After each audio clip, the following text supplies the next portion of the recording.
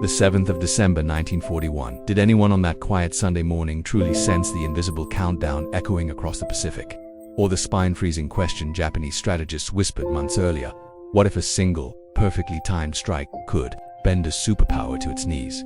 In Japan's high command, the attack on Pearl Harbor was never meant to be a reckless gamble, but a meticulously engineered shock designed to fracture the American spirit before the United States could mobilize its industrial might. Toka believed that destroying the U.S. Pacific Fleet's battleships, crippling its air power, and killing thousands in minutes would buy the empire a window 6 months, perhaps a year to seize the Philippines, Malaya, Hong Kong, the Dutch, East Indies, and the vast oceanic shield stretching toward Australia.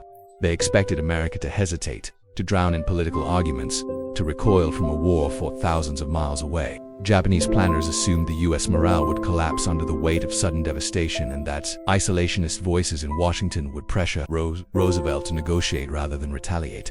Yet the reality unfolding on the ground was far more terrifying and chaotic than even Japan predicted. As the first wave of attackers raced over Oahu's northern ridge at dawn, medics stationed at Pearl Harbor, young men who enlisted to save lives, not fight wars, ran headfirst into a nightmare drenched in fire and screams. One medic, only 19, sprinted toward the burning skeleton of the USS West Virginia, where sailors trapped below deck pounded on steel with weakening fists, their voices echoing like muffled ghosts as water flooded compartments. He waded into the harbor, the surface slick with burning oil that clung to skin like molten tar. Another medic, stationed aboard the Nevada, watched bombs detonate so close that bodies were hurled across the deck like rag dolls, and he later described the horror of reaching a gunner whose face was half lit by flames, whispering, "Don't let me die here," even as the metal beneath him glowed red from heat. The horror deepened at Battleship Row, where the Arizona erupted in an explosion so violent it split the ship's soul, sending a shockwave felt miles away and releasing a fireball that turned men into shadows against the bulkhead.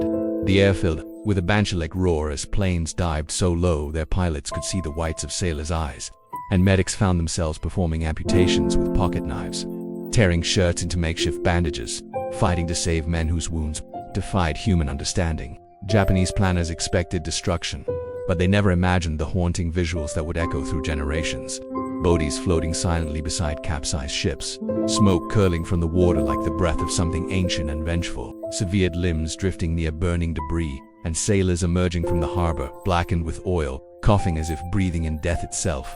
Across Ford Island, a medic stumbled upon a scene he would never forget, whose sailors fused together by the heat of an explosion, their final embrace frozen in ash, staring upward as though pleading with the sky for mercy. Aircraft hangars became morgues, beaches became triage stations, and the once peaceful harbor turned into a cauldron of twisted steel and silent horror. Yet, amid the carnage, defiance erupted everywhere. Sailors manned anti-aircraft guns with their bare, blistered hands. Medics shielded the wounded with their bodies as bullets stitched the ground around them. Crewmen dragged unconscious comrades through burning oil, emerging with eyelashes singed off and skin peeling away. Even as the Japanese believed they were crippling America's will, they were unknowingly forging a nation that would rise from the ashes with a fury no strategist had predicted. The attack that was supposed to terrify the United States into retreat instead awakened a relentless, united force that vowed never again to be caught unprepared.